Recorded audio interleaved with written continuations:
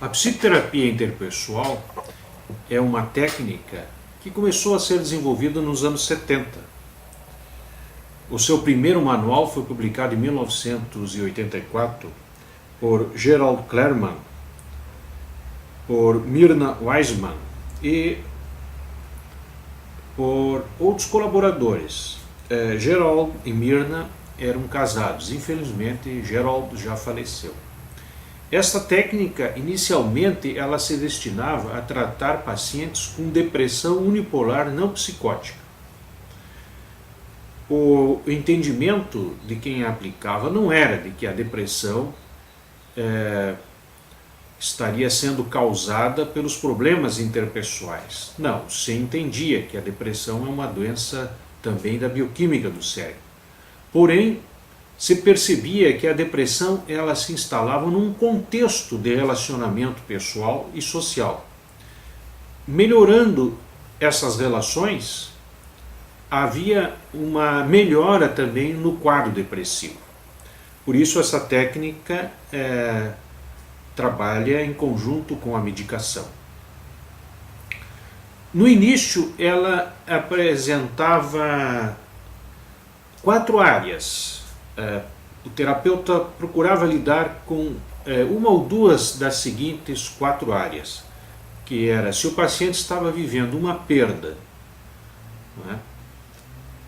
Seja por morte de alguém ou por afastamento de alguém. Se o paciente estava vivendo uma mudança na sua vida, por exemplo, ele estava trocando de emprego, se divorciando, mudando de cidade. Se o paciente estava com alguma disputa interpessoal, um conflito interpessoal, com familiares, com sócios, com colegas, com amigos. E a 4ª área era um paciente que apresentava um isolamento social. Até que ponto esse isolamento não se devia às suas dificuldades, à sua falta de habilidades interpessoais. E a terapia, então, focalizava com prioridade uma dessas áreas e secundariamente uma 2ª área, e durava apenas 16 sessões. Porém, com o passar dos anos, essa técnica foi sofrendo modificações. A psicoterapia interpessoal não se constitui propriamente numa escola rígida. Não. Ela é bem flexível e por isso cada terapeuta que a aplica vai modificando-a de acordo com a sua experiência. E mais ainda, essa técnica também tenta se adaptar ao paciente, a ponto de nós podermos dizer que a técnica é o paciente. Hoje, então, ela se expandiu para tratar outros problemas que não só a depressão, e inclusive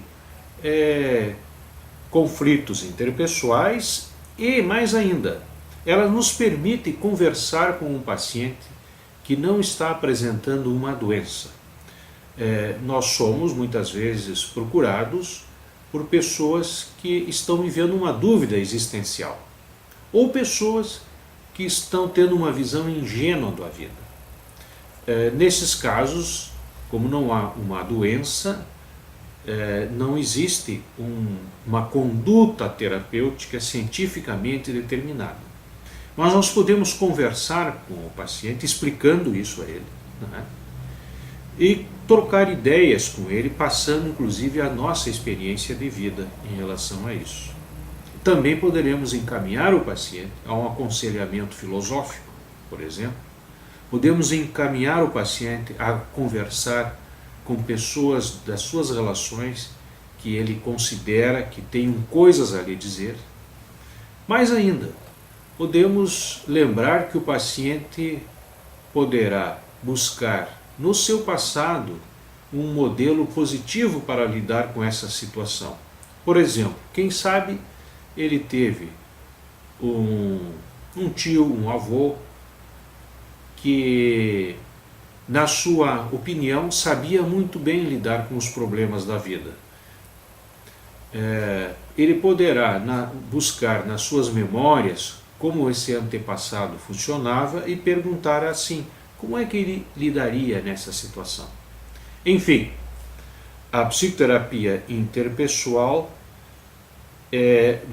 permite essa abertura ao terapeuta, de tal forma que até se diz hoje que muitos terapeutas aplicam uma versão da psicoterapia interpessoal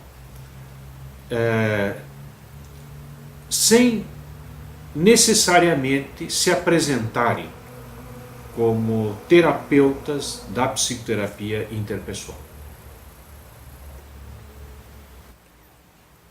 Gerald Klerman foi professor de psiquiatria em Harvard, além de outras universidades americanas.